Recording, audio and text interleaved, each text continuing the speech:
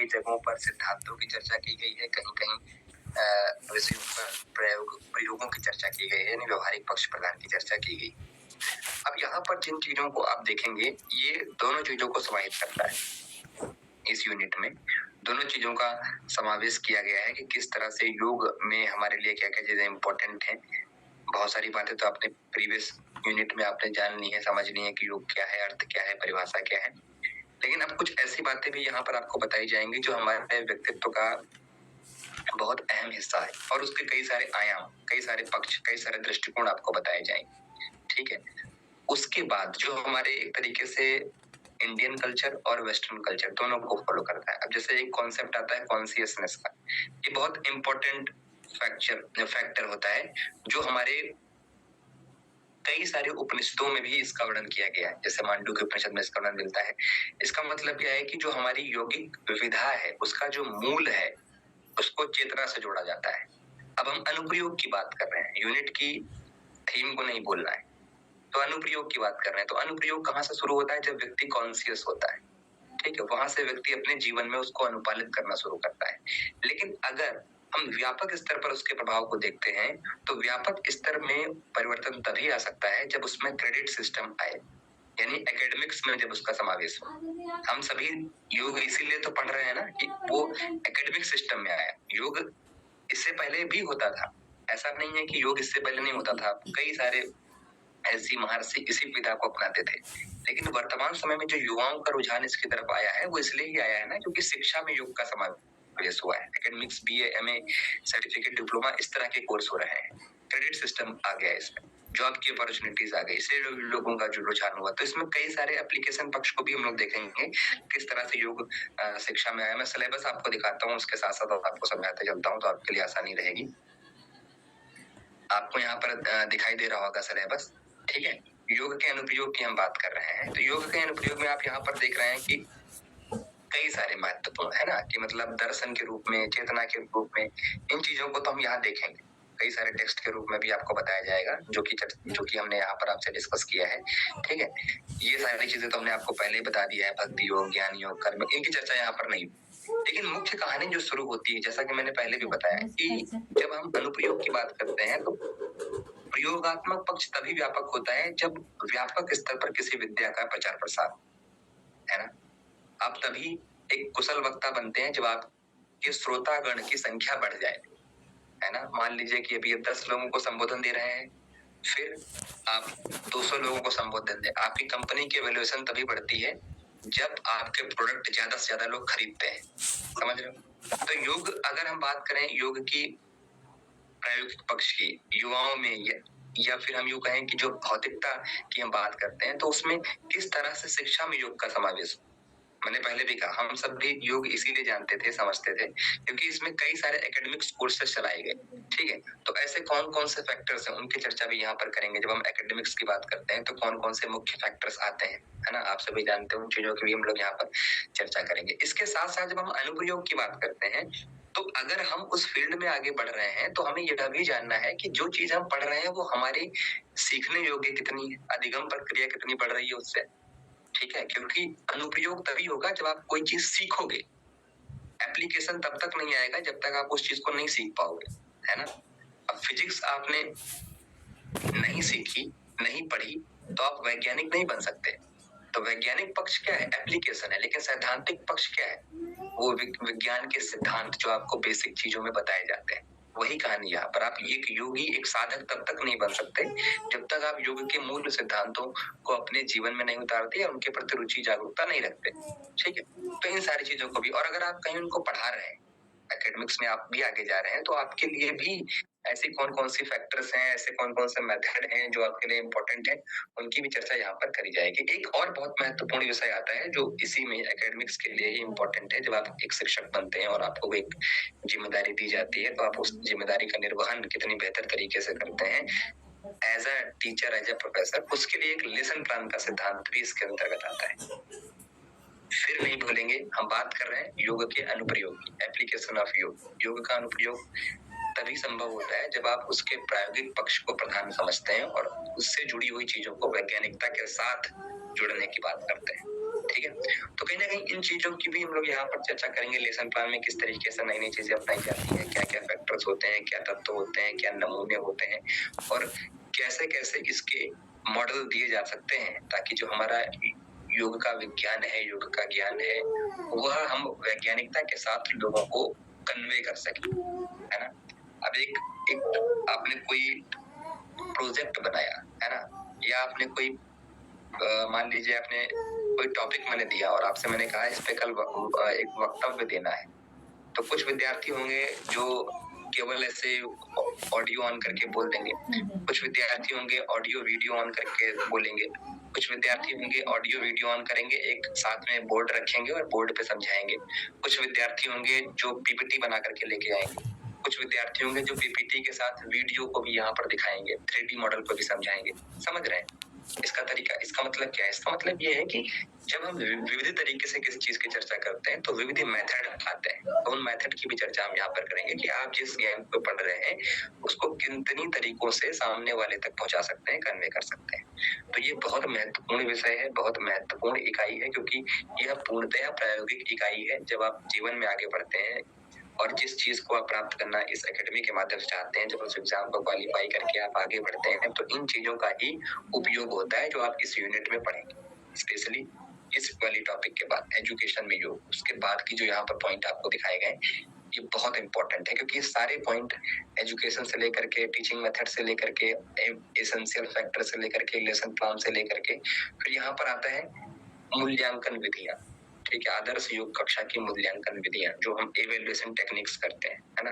आपको कहीं एक व्यवस्था दे दी गई, तो आप कैसे अपने विद्यार्थियों का इवेल्युएशन करेंगे, क्या मूल्यांकन करेंगे, उसकी क्या प्रणाली होनी चाहिए, क्या तकनीक होनी चाहिए, उन सारी चीजों को भी यहाँ पर बहुत बेहतरीन तरीके से डिस्कस किया जाने वाला है।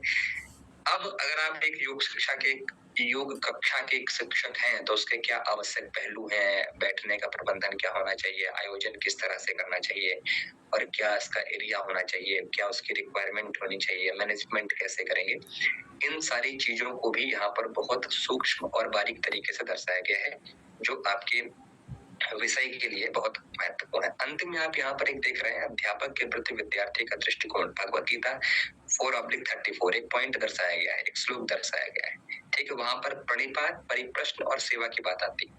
प्रणिपात, परिप्रश्न और सेवा। ठीक है, आप नमस्कार करते हैं, आप प्रश्न पूछते हैं, और आप एक सेवा भाव का मतलब होता है एक रिस्पेक्ट के भाव रखते हैं। ठीक है, जब आप इन चीजों को अपनाते हैं तो श्रीमद् भगवत गीता क्या कहती है कि जो ज्ञान होता है वो उसी व्यक्ति को प्राप्त होता है जो ज्ञान को प्राप्त करने के साथ पात्रता विकसित करता है ना। बारिश हो रही है और आप अपने ग्लास को उल्टा रख दो तो उसमें पानी नहीं भरेगा जब तक उस ग्लास को सीधा नहीं करेंगे। समझ रहे हैं? ज्ञान की बारिश हो रही है, अगर आप पात्रता विकसित नहीं करेंगे तो चाहे कितना भी बेहतरीन शिक्षक आपको पढ़ा के चला जाए, आपके भेजे में नहीं घुसने वाला है। ठीक है, तो वही स्थिति है। ये कुछ बेसिक जो प्रायोगिक बातें यहाँ पर डिस्कस करी जाएंगी, जो आपके व्यक्तित्व को निखारने के लिए, आपकी basic communication skill, teaching skill को बेहतर करने के लिए, जो हमारे बिहेवियरल स्किल को बेहतर करने के लिए है, या प्रेजेंटेशन स्किल को बेहतर करने के लिए है। क्योंकि बहुत सारे लोगों को बहुत सारा ज्ञान होता है लेकिन वो प्रेजेंट नहीं कर पाते हैं। कुछ टीचरों की क्लासेस ऐसी होती हैं जिसमें आपको बहुत मजा आता है, समय का पता नहीं चलता है। कुछ टीचरों की क्लास में आप सभी जानते होंगे, जब आपने BA MA किया होगा तो आप बोर महसूस करते होंगे, कब 45 मिनट हो और ये टीचर सामने से हटे। ठीक है, तो अब आपको यहाँ पर क्या अंतर है? यहाँ पर अंतर आपको ये समझ में आया कि जिस टीचर की क्लास में आपको समय का पता नहीं चलता है, उस टीचर का तरीका आपको बहुत अच्छा लगता है, तभी आपका मन लग जाता है। और जिस टीचर की क्लास में आपको समय की सीमा देखनी पड़े, इसका मतलब वो चाहे जितना भी बेहतर ज्ञान रखता हो, उसकी प्रेजेंटेशन स्किल बेहतर नहीं, तभी वो सामने वाले लोगों को कनेक्ट नहीं कर पा रहा है। ठीक है, तो हर व्यक्ति ये चाहता है कि हम ऐसे शिक्षक बने, ऐसे वक्ता बने, ऐसे प्रेजेंटेटर बने, ऐसे कम्युनिकेशन वाले व्यक्ति बने कि हर एक समूह के व्यक्तियों का आकर्षण केंद्र हम ही रहे। ठीक है, तो ये जो यौगिक विषयों की बात यहाँ पर की गई है वो इसी चीजों की चर्चा कर रहा है कि वो चीजें जो यहाँ पर रिक्वायर्ड हैं आपके व्यक्तित्व के लिए, उन चीजों का व्यवहारिक अनुप्रयोग इस विषय में डाल दिया गया है। ठीक है, तो इस विषय की जान बन जाती है, मतलब एक आत्मा बन जाती है जब हम इस यूनिट को पढ़ लेते हैं। ठीक है, इसके लिए बहुत गहराई से आपको समझने की आवश्यकता है। एक बुक का मैं नाम आपको बता देता हूँ, उस बुक से ही आपको अध्ययन करना है। ठीक है, हिंदी और अंग्रेजी दोनों में आती है। ठीक है, कैबल्य धाम लोनावला की प्रकाशित पुस्तक है योगाभ्यासों की अध्यापन विधियां। उस पुस्तक का शीर्षक है योगाभ्यास की अध्यापन विधियां। ठीक है, आई थिंक एमएल घरोटे ने लिखा है, उस देख लीजिएगा, लेकिन पुस्तक का शीर्षक वही है, योगाभ्यास की अध्यापन विधियां। अंग्रेजी में भी वही का उसी का ट्रांसलेशन है, टीचिंग मेथड्स और योगा प्रैक्टिसेस, ऐसे करके, teaching methods for yoga practices. ठीक है, तो उस बुक को या पीडीएफ ले लेंगे कहीं से या उसको परचेज कर लेंगे, बहुत बेहतरीन पुस्तक है। सारे पॉइंट लगभग आपको उस बुक में मिल जाएंगे जो आपके व्यवहारिक पक्ष प्रधान है या अनुप्रयोगात्मक पक्ष प्रधान है। ठीक है, कौन सी बुक मैंने बताई है? योगाभ्यास की अध्यापन विधि। ठीक है, तो हम लोग पहले यहाँ से शुरू करेंगे कॉन्शियसनेस से, फिर आपको हम धीरे धीरे व्यवहारिक पक्ष की तरफ भी लेकर के चलेंगे कि क्या क्या पॉइंट यहाँ पे आपको डिस्कस करने हैं। ठीक है, तो उस बुक को आप जरूर रेफर करिएगा, पढ़िएगा।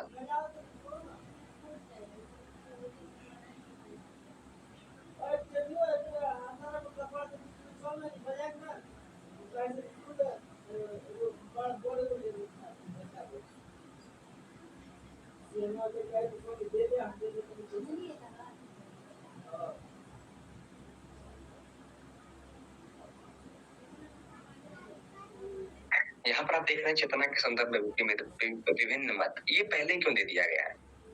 ठीक है, अब ये बाद में भी टॉपिक हो सकता था, इतनी बेहतरीन बातें दी गई हैं, तो इस वाले टॉपिक की पहले आवश्यकता क्यों पड़ी?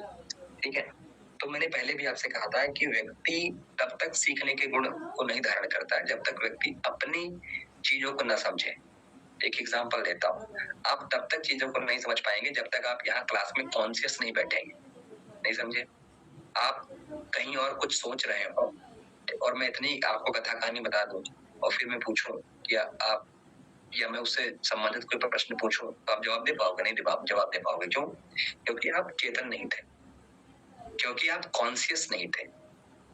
ठीक है, आपकी चेतना कहीं और ही घूम रही थी। तो इसलिए जब हम अनुप्रयोगात्मक पक्ष की बात करते हैं तो पहले कॉन्शियसनेस के बारे में जानना बहुत जरूरी है, क्योंकि आप अनुप्रयोग तभी कर पाओगे, सीख तभी पाओगे जब कॉन्शियस होगे, कॉन्शियस रह के सीखोगे। आप उस विषय को जल्दी समझ लेते हो जो कॉन्शियस होके पढ़ते हो। कॉन्शियस होके पढ़ने का मतलब मन लगा के पढ़ना, सिंपल सी बात है। जब आप किसी काम को मन लगा के सीखते हो तो उस काम को जल्दी सीख लेते हो। अल्प समय विद्या चौपाई, चौपाई आती है ना रामायण में, तो कम समय में विद्या प्राप्त करने का मतलब ये है कि मेधावान, और मेधावान का मतलब है कि आप मन लगा के कॉन्शियसनेस के साथ, चेतना के साथ आप चीजों को समझते हो। तो अनुप्रयोगात्मक पक्ष समझने से पहले कॉन्शियसनेस समझ लेना बहुत जरूरी है कि ये होती क्या है, इसका अर्थ क्या होता है और हमारे जीवन में किस चीज को ये बताती है या किस तत्व को दर्शाती है। दोनों दृष्टिकोण से समझेंगे हम लोग इसको, भारतीय दृष्टिकोण से भी और पाश्चात्य दृष्टिकोण से भी, क्योंकि ये दोनों दृष्टिकोण हमारे लिए बहुत इंपॉर्टेंट है। ठीक है, और इस वाली स्लाइड से 2 प्रश्न बने थे जो सीधा इस स्लाइड से पूछ लिए गए थे। ठीक है, अभी आप देखेंगे तो आपको समझ में आ जाएगा। इस यूनिट से बहुत प्रश्न बनते हैं और मेरी स्लाइड से तो बहुत ज्यादा प्रश्न आ जाते हैं। अगर 5 या 6 प्रश्न बने तो 5 आपको इस क्लासेस की जितनी स्लाइड में दूंगा उसमें से पक्का हूँ, 100% श्योर। और अगर 4 बने तो 3 या 4 ही कभी कभी इसमें आ जाते हैं। मैं कराता हूँ ना क्वेश्चन, तब दिखाता हूँ विद प्रूफ, इसीलिए बोल रहा हूँ ये यूनिट बहुत इंपॉर्टेंट है। और जिस यूनिट की बहुत इंपॉर्टेंस होती है उस पर मैं विशेष बल देता हूँ, जिसकी इंपॉर्टेंस नहीं होती, जैसे पहली वाली यूनिट, उसमें कुछ ऐसे टॉपिक थे जो रिपीट हो रहे थे, तो मैंने आपसे कह दिया था कि ये रिपीट टॉपिक्स हैं, आप वहीं पढ़ लेंगे। ठीक है, लेकिन आयुर्वेद वाला सेगमेंट मैंने आपसे कहा ये रिपीट नहीं होगा, ये बहुत इंपॉर्टेंट, यही आपको पढ़ाना है।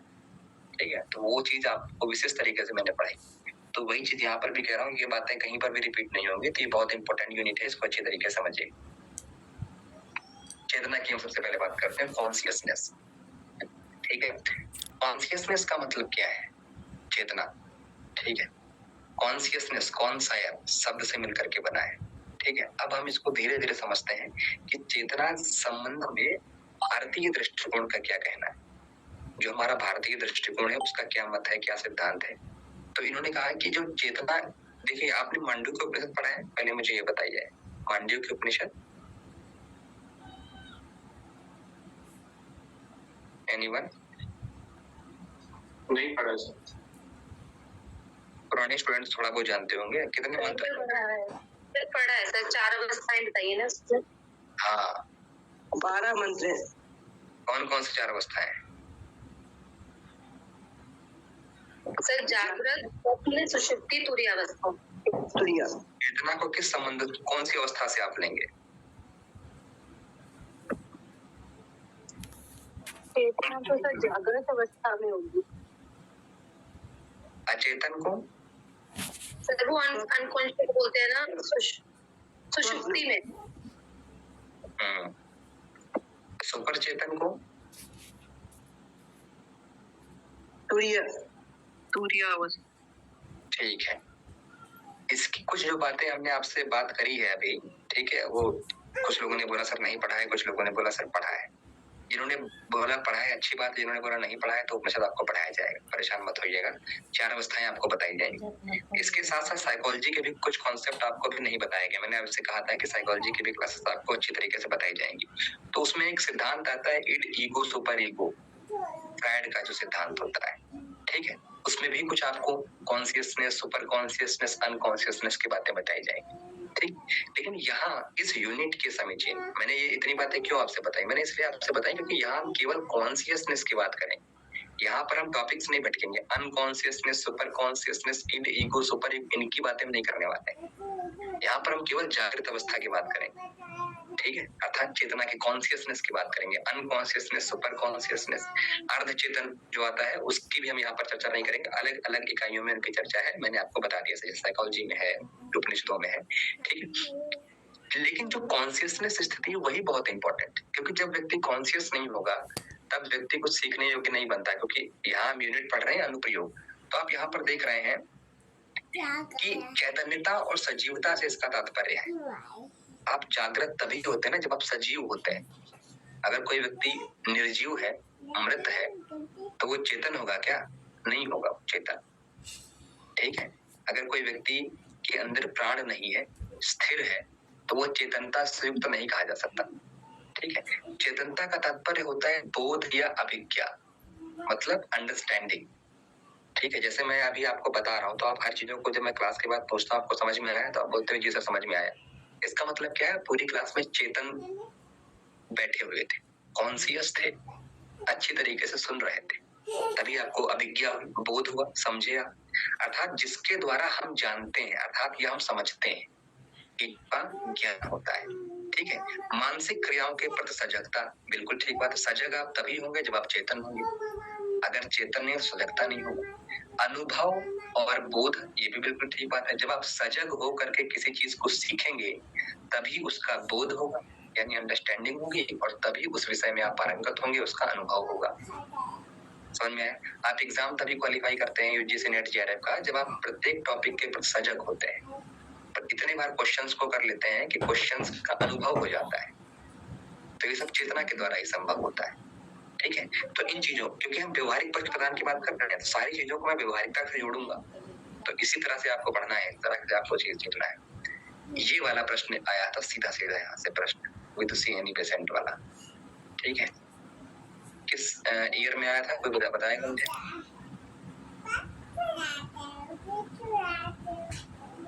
किस ईयर में आया था?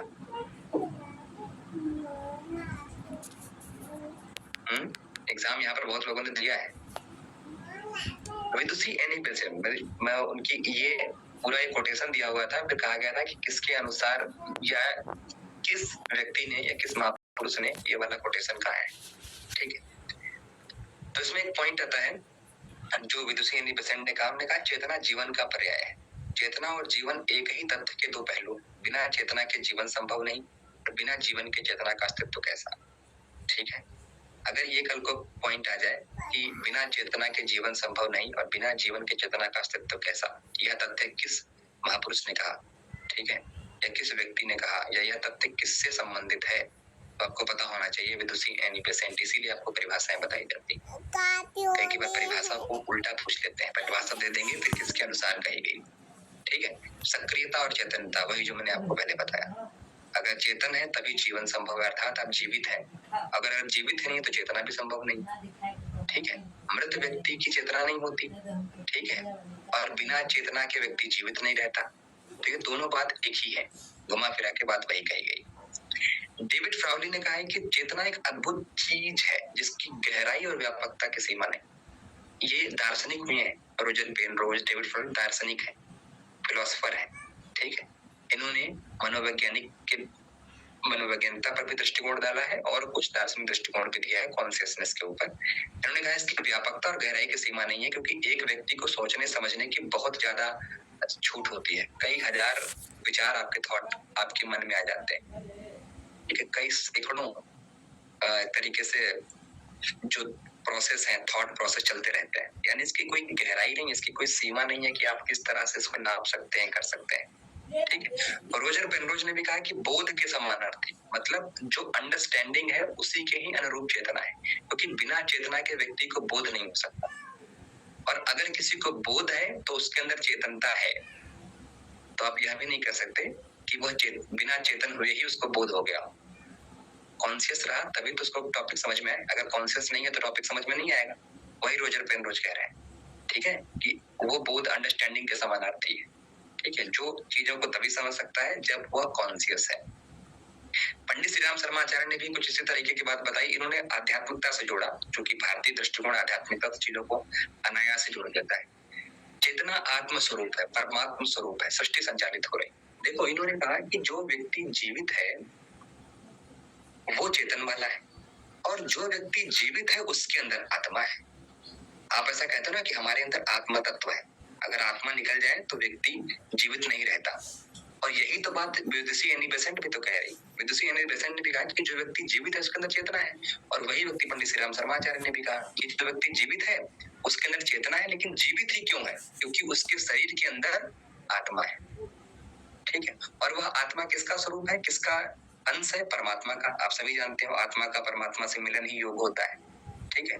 तो आत्म तत्व का जो हिस्सा है वो परमात्मा तत्व के ही बड़ी ऊर्जा से निकला हुआ है, और वही परमात्मा तत्व है जो सृष्टि को संचालित कर रहा है।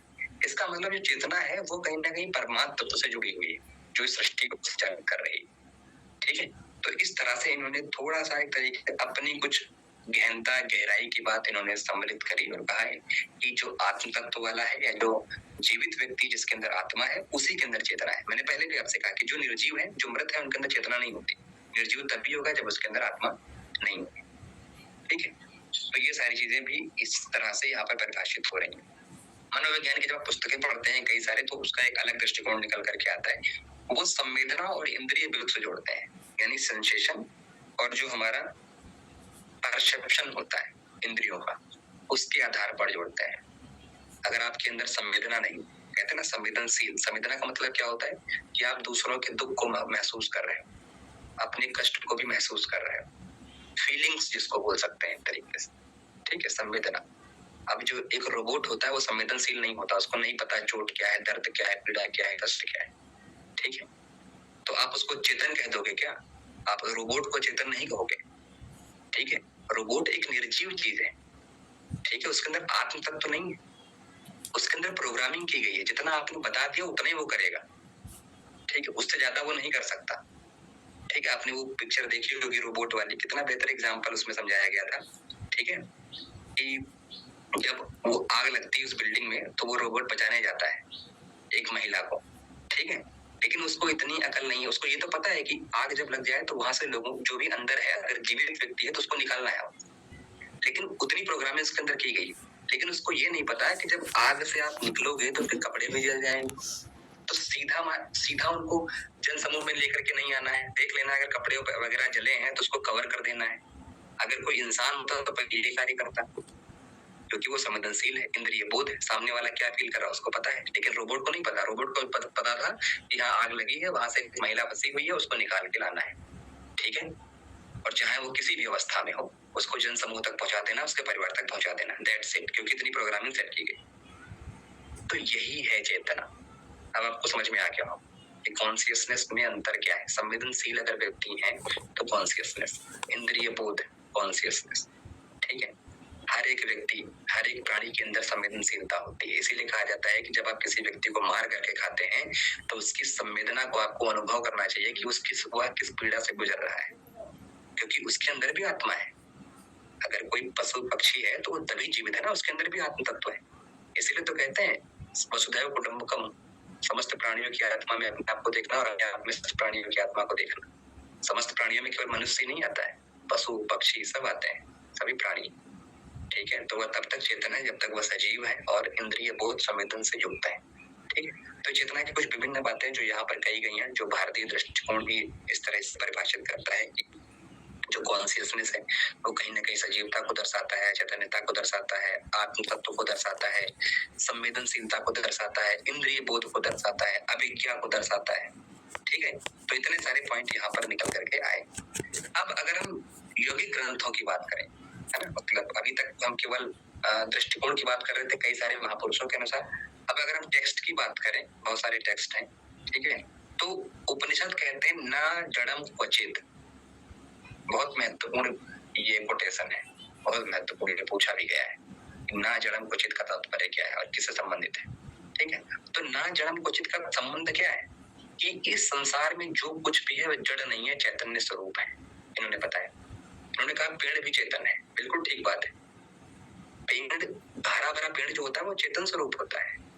ठीक है, अब उसको व्यक्ति जब मार देता है, काट देता है, इसीलिए कहा जाता है आजकल तो कानून में ये प्रावधान हो चुका है कि आप हरे भरे पेड़ को नहीं काट सकते। अगर आपको काटते हुए किसी ने देख लिया और वीडियो बना के सोशल मीडिया पर पोस्ट कर दिया या कहीं आपकी रिपोर्ट लिखवा दी तो आप जेल के सलाखों के भीतर हो, क्योंकि आप जीवित चीज को मार रहे हैं।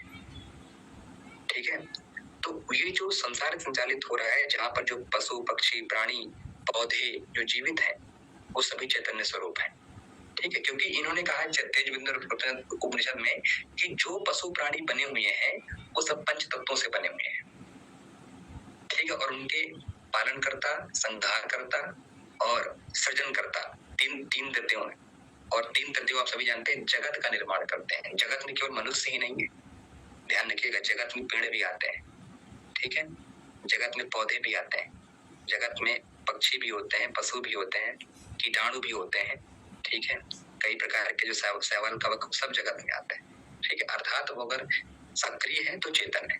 ठीक है, तो इन चीजों को भी आपको यहाँ पर ध्यान रखना है, जो कहीं ना कहीं शुद्ध चरण चैतन्य सहज गुण की बात करते हैं, जो कहता है कि जब हम बात करते हैं ना हिरण्यगर्भस्य आत्मा, हमने आपको बताया था ना, हिरण्यगर्भ जगदंत आत्मा, जगत की आत्मा हिरण्यगर्भ है, ऐसा करके आपने पढ़ा था सबसे पहली वाली यूनिट में। ठीक है, अर्थात जो इस जगत का सृजन कर रहे हैं उनका नाम दिया गया यहाँ पर, और इस जगत में जो चीज उनके द्वारा बनाई गई है वो सब चैतन्य होते हैं। यदि पिंडे तत् ब्रह्मांडे, आपके शरीर में, जीवित शरीर में जो चीजें हैं वही चीजें शरीर के बाहर है, और जीवित शरीर है तो जीवित चेतनता है, अर्थात चेतन है आप, तो जो बाहर चीजें हैं वो भी चेतन है। श्रीमद् भगवद गीता में गुणों की बात की गई, हमने त्रिगुणों की चर्चा कर ली थी वैसे लास्ट क्लास में। ठीक है, लास्ट यूनिट में तो आपने देखा था सत्व रज और तम। मैंने आपसे पूछा भी था किस अध्याय में है, तो आपको याद रखना है 14 नंबर का जो अध्याय है उसमें त्रिगुणों की चर्चा की गई। ठीक है, अविनाशी जीवात्मा को शरीर में बांधते हैं, मतलब आपको मैंने क्या बताया था कि जो 3 गुण है ना, ये 3 गुण ही हमारे इस जीवात्मा को संचालित करने के लिए, किसी में सत्व, किसी में रज, किसी में तम, तीनों गुणों का एक साथ होना बहुत जरूरी है। ठीक है, कभी तम गुण बढ़ता है, कभी सत्व गुण बढ़ता है और कभी रजोगुण बढ़ता है। ठीक है, जो इस जीवात्मा को बांध करके रखते हैं। ठीक है, जो इस हमारे शरीर को संचालित करते हैं। 3 गुण, 3 दोष और 5 तत्व, ये बहुत इंपॉर्टेंट है, और इन सब की चर्चा हमने आपसे कर ली। पंचकोशों की भी चर्चा हमने करी। ठीक है, तो ये सारी चीजें आपको यहाँ पर दिखाई दे रही। अब मैंने पहले भी आपसे पूछा था कि चेतना के 4 रूप, तो आपने बताया था कि मांडूक्य उपनिषद में है, इसीलिए मैंने पूछ लिया था क्योंकि ये चीजें यहाँ पर थोड़ी सी देखने वाली बातें हैं। जैसे विश्व बताया गया है, जागृत अवस्था, तेजस स्वप्न अवस्था, प्राज्ञ निद्रा अवस्था, आध्यात्मिक चेतना, तुरीय अवस्था। अब ये विश्व, तेजस, प्राज्ञ, क्या ये सब मांडूक्य की बातें हैं, वहां पर आता है वैश्वानर, तेज, प्राज्ञ अवस्था, ऐसे करके 12 मंत्र है। ठीक है, 12 मंत्र में 3 मंत्र जो है इन्हीं 4 अवस्थाओं की, 4 या 12। ठीक है, तो 3 मंत्र दिए गए, एक मंत्र तो बहुत इंपॉर्टेंट है। ठीक है, तो वो जब, अब इसकी गहन बातें मैं नहीं करूंगा वरना वो उसमें 12 ही मंत्र है, 12वां पढ़ा दूंगा तो तरीके से उपनिषद ही हो जाएगा। तो उपनिषद में नहीं पढ़ाने बैठा हूँ, चेतना की बात कर रहा हूँ। तो यहाँ पर आप केवल अभी इतना ध्यान रखिए कि भारतीय स्तर में चेतना के 4 स्तर हैं: जागृत, स्वप्न, निद्रा और तुरीय अवस्था। जिसमें अभी जिसकी हम चर्चा कर रहे हैं वो है जागृत अवस्था, क्योंकि इस यूनिट में नाम क्या है, योग के अनुप्रयोग। और अनुप्रयोग तभी होंगे जब आप जागृत अवस्था में, वरना सीख नहीं पाए। तभी केवल एक ही स्टेप की हम बात कर रहे हैं, जागृत अवस्था की बात कर रहे हैं, जब आप चीजों को सीखते हैं। ठीक है, तो ये मांडलिक उपनिषद के अनुसार है, यहाँ पर आप नोट भी कर सकते हैं या फिर आप देख भी सकते हैं। योग वशिष्ठ आपको ये भी बताया जाएगा, पढ़ाया जाएगा। तो इसमें कई सारी बातें हैं, जैसे कहा गया है कि जिस प्रकार जल की लहरों में चंचलता होती है, जलते हुए दीपक में प्रकाश की स्फुरना है, चंद्रमा में शीतल किरणें हैं, पुष्प की पत्तियां हैं, वृक्ष में पत्तियां हैं, उसी प्रकार सृष्टि के अणु में चेतना विद्यमान है। मतलब ना जड़म क्वचित, जो बात उपनिषद कह रहे हैं वो बात योग वशिष्ठ भी कह रहा है, पर थोड़ा घुमा करके। उपनिषदों ने कहा इस संसार में कुछ भी जड़ नहीं, जड़ नहीं अर्थात चेतन है, मतलब चेतना विद्यमान है। वही बात तो योग वशिष्ठ ने भी कही। योग वशिष्ठ ने भी वही कहा कि इस सृष्टि के अणु अणु में चेतना विद्यमान है, अर्थात न जड़म क्वचित। उसी बात की पुष्टि कर रहे हैं थोड़ा अलग तरीके से। ठीक है, जो चीजें आपको दिखाई दे रही है, जो चीजें आपको सुनाई दे रही है, जो चीजें चल रही हैं, जो चीजें गतिमान है, जिसके अंदर इलेक्ट्रॉन, प्रोटॉन, न्यूट्रॉन की गति, क्योंकि हर एक तत्व में इलेक्ट्रॉन, प्रोटॉन, न्यूट्रॉन होता है और वो गतिमान है। अगर वो चीज वहां पर है तो चेतना विद्यमान है। इस आधार पर कहा गया है ना जड़म क्वचित। सोचो, ना जड़म क्वचित उपनिषदों में कितना समय पहले कह दिया गया, लेकिन फिजिक्स ने इलेक्ट्रॉन, प्रोटॉन, न्यूट्रॉन बाद में खोजा कि हर एक कण में इलेक्ट्रॉन, प्रोटॉन, न्यूट्रॉन होता है जो गति कर रहा है। कभी भी तीनों स्थिर नहीं होते हैं। इस आधार पर कोई भी चीज अचेतन नहीं। ठीक है, चाहे पेड़ पौधे की बात कर लें, फलों की बात कर लें, या हम बात कर लें किसी अन्य पशु प्राणियों की बात कर लें, चीजों की बात कर लें। ठीक है, उन चीजों जिसमें जैसे मान लो अगर भौतिकता की आप बात करते हो तो उनके भी तो कण हैं जो आपस में मिल करके बने हुए हैं, उनमें भी तो इलेक्ट्रॉन, प्रोटॉन, न्यूट्रॉन भी आने वाला होगा।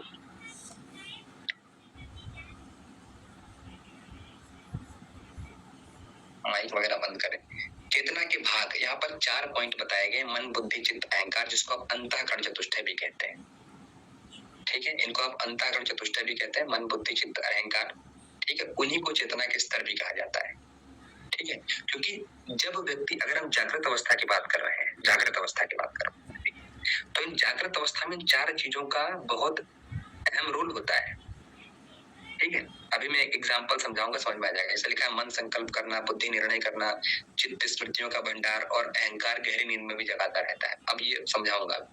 मान लीजिए कि आप जागृत अवस्था में, जागृत अवस्था का मतलब है चेतना की जागृत अवस्था की बात कर रहे हैं। ठीक है, तो अभी आपने संकल्प लिया कि हमें नेट जेआरएफ क्वालिफाई करना है, तो मन का कार्य हो गया कि संकल्प लेना।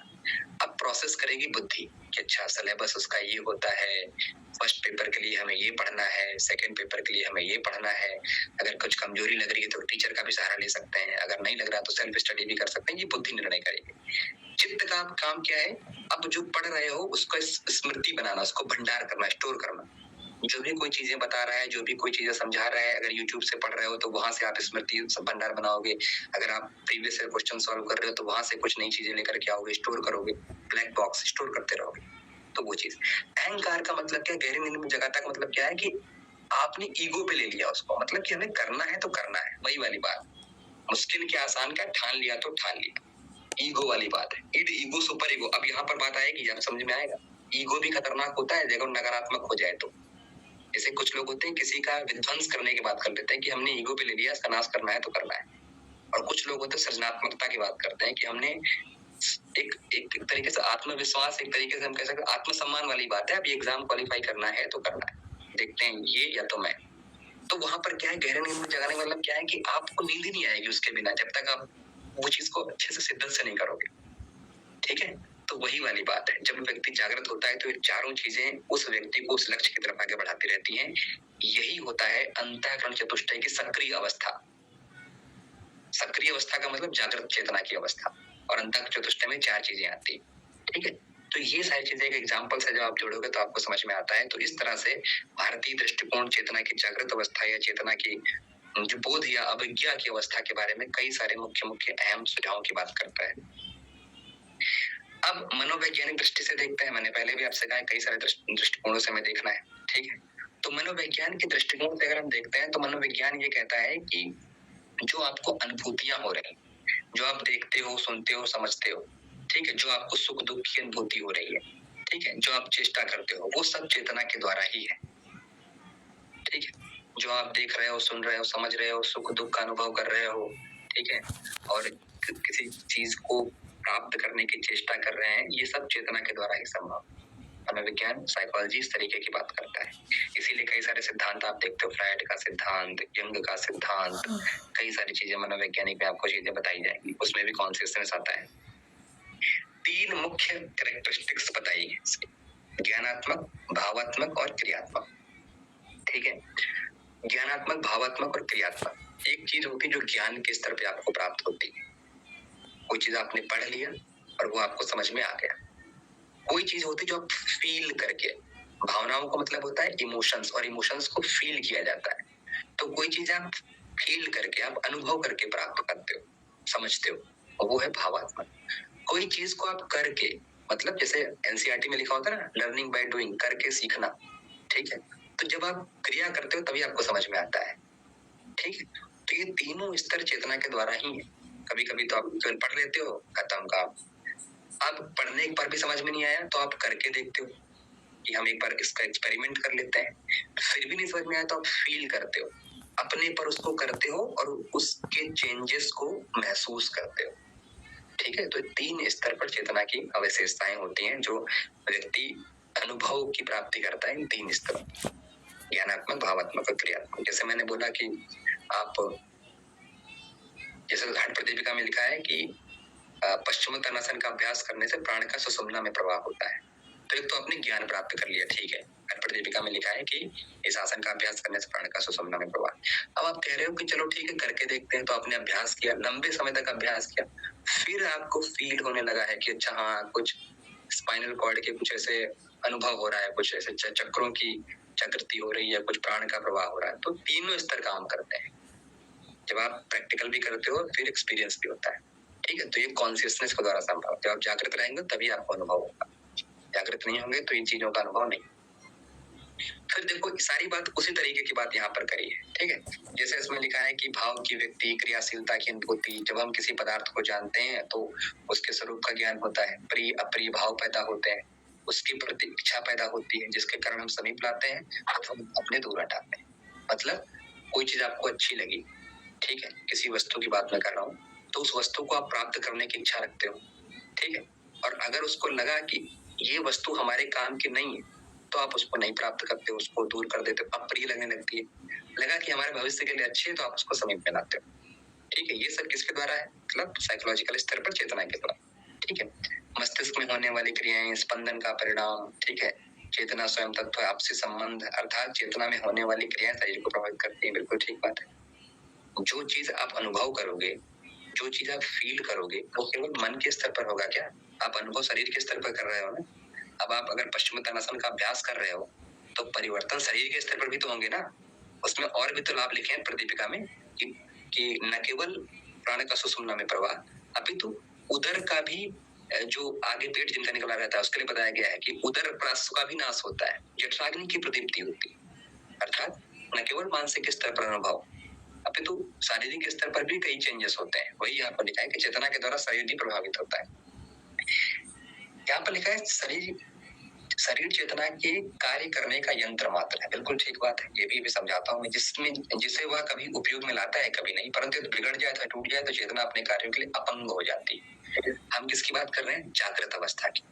तो उसके लिए माध्यम क्या है? शरीर। अब जैसे मैंने आपसे बोला कि आप चेतन हो, अच्छे तरीके से पढ़ रहे हो, ठीक है, लेकिन अगर शरीर में आपको कोई कष्ट हो, कोई पीड़ा हो, कहीं चोट लग गई हो, सर दर्द हो रहा हो, आंखें लाल हो गई हो, जलन हो रही हो, बुखार हो गया हो, तो आप चाह करके भी चेतन नहीं रह सकते, चाह करके भी सजग नहीं रह सकते। बार बार आपका दिमाग वहां पर जाएगा कि हमें कुछ पीड़ा है, कुछ बुखार है, कुछ इस तरीके की बातें।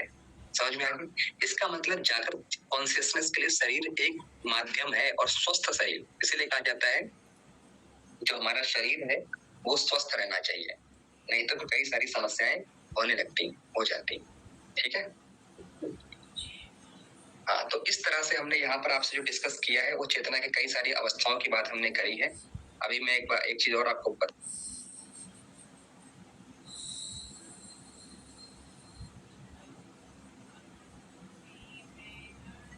अब यहाँ पर आज हमने केवल इतने सेगमेंट को लिया, ठीक है।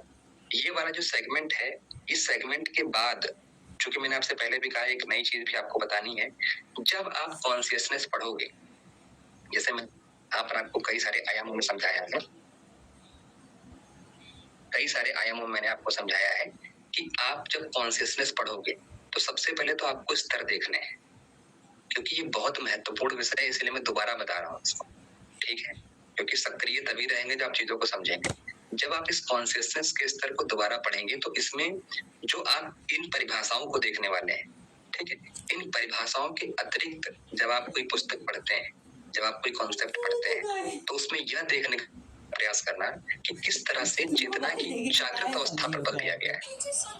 क्योंकि योग के अनुप्रयोग के समकक्ष जब आप कॉन्शियसनेस पढ़ते हैं तो जागृत अवस्था की बात ज्यादा आती है। जब आप मनोविज्ञान के दृष्टिकोण से पढ़ते हैं, साइकोलॉजी के दृष्टिकोण से, तब वहां पर सारे स्तरों को पढ़ना है। जब आप उपनिषदों के दृष्टिकोण से पढ़ते हैं तब वहां पर सारे स्तरों के दृष्टिकोण में पढ़ना है।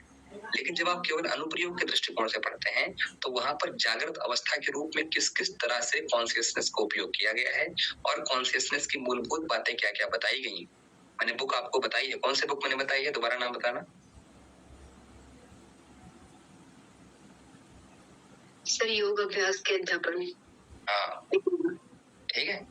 तो जब आप योग अभ्यास के अध्यापन विधियों को पढ़ेंगे या कहीं अन्य चीजों में आप कॉन्सेप्ट पढ़ते हैं कॉन्शियसनेस का, ठीक है, एक बुक आती है मानव चेतना, ठीक है, अगर आप इंटरेस्टेड हैं तो उस बुक को पढ़ सकते हैं, ह्यूमन कॉन्शियसनेस, उसका नाम ही बस केवल इतना है, मानव चेतना। इतना बेहतरीन कॉन्शियसनेस के बारे में उसमें बताया गया, इतना बेहतरीन बताया गया है कि छोटी से छोटी बात से लेकर के गंभीर से गंभीर मनोवैज्ञानिक तथ्यों का भी विश्लेषण बहुत बेहतरीन तरीके से किया गया, ठीक है। तो आप उस पुस्तक को ही पढ़ सकते हैं। लेकिन जब आप उन पुस्तकों को पढ़ना तो साथ साथ में यह ध्यान रखते रहना कि आप किस दृष्टिकोण से पढ़ रहे हैं। मैंने आपसे पहले भी कहा था क्या पढ़ना है उससे ज्यादा इंपॉर्टेंट है क्या नहीं पढ़ना है। सिलेबस इसलिए डिजाइन किया जाता है कि आप विषय से नहीं भटकेंगे। तो जागृत अवस्था के दृष्टिकोण से आपको चीजों को देखना है, ठीक है, कि ना जड़म क्वचित, ये जो कॉन्सेप्ट आया है ये कॉन्सेप्ट किस रूप से आप अप्लाई कर सकते हैं। अभी चूंकि मैं आज कम पढ़ा रहा हूँ लेकिन कल से मैं गंभीर विषयों को उठाऊंगा, ठीक है। अभी भी उठा सकता हूँ लेकिन अभी समय की भी अपनी सीमा है। दूसरा, एक दिन अचानक से प्रेशर देने पर आप ओवरलोड हो सकता है, ठीक है। तो जब आप कॉन्शियसनेस के स्तर पर चीजों को देखेंगे, ठीक है, जब आप गंभीर विषयों को, सिलेबस की चीजों को समझेंगे, जैसे हायर एजुकेशन की बात इसमें आएगी, ठीक है। हायर एजुकेशन आपने शायद पढ़ा भी होगा, नहीं पढ़ा होगा तो कुछ विषय इसमें एजुकेशन पॉलिसीज की बातें आएंगी, ठीक है। तो उसमें किस तरह से चीजों को आप ऐड ऑन कर सकते हैं उस तरह से आपको यहाँ पर देखना पड़ेगा, पढ़ना पड़ेगा। इसमें पुस्तकें, रेफरेंस बुक्स और पीपीटी मटेरियल बहुत भूमिका निभाएगा। उन चीजों को समय समय पर आप यहाँ पर करते रहिएगा, ठीक है। जैसे जो आपको नोट्स प्रोवाइड किया जाएगा वो, अन्य आपको बुक्स, और जो मैंने एक लास्ट में बुक बताई ह्यूमन कॉन्शियसनेस, उसको भी अगर समय रहता है तो आप थोड़ा बहुत उसको भी देख सकते हैं, अध्ययन कर सकते हैं, ठीक है। तो आज यही तक रखते हैं। कल मैं जिसमें बात शुरू करूंगा वो थोड़ी सी एजुकेशन की बात शुरू करूंगा, शिक्षा में योग, किस तरह से शिक्षा में योग का पदार्पण हुआ, कैसे कैसे कोर्सेस बनते हैं, या एजुकेशन पॉलिसी कितनी है। थोड़ा पढ़ के आइएगा, नई एजुकेशन पॉलिसी से भी मैं पूछूंगा, 2020 जो एजुकेशन पॉलिसी आई थी, ठीक है, तो उसको थोड़ा सा देख करके आइएगा, ऐसे ही मत आ जाइएगा यहाँ पर ऐसे गधों की तरह, ठीक है। थोड़ा पढ़ के आओगे तो समझ में आएगा, क्योंकि एप्लीकेशन वाली यूनिट है और एप्लीकेशन वाली यूनिट तभी समझ में आती है जब दो तरफा संवाद हो। एक व्यक्ति आए और ऐसा बोल के चला जाए तब समझ में नहीं आता। तो आप सामने वाले व्यक्ति भी जवाब उस तरह से देते हैं तब ज्यादा बेहतर तरीके से समझ में आता है, ठीक है। तो इन चीजों को थोड़ा सा ध्यान रखिएगा। नई एजुकेशन पॉलिसी को पढ़ के आइएगा, उसके बारे में जरूर पूछूंगा, 2 बार बोल रहा हूँ, ठीक है। इस चीज का विशेष ध्यान रखें। चलिए आज यहीं तक रखते हैं। किसी के प्रश्न है? कुछ लोगों ने हाथ ऊपर किए हैं, बोलो। अरे प्रोफेसर ईश्वर भारद्वाज वाली बुक है क्या, मानव चेतना? जी, वही, ठीक है।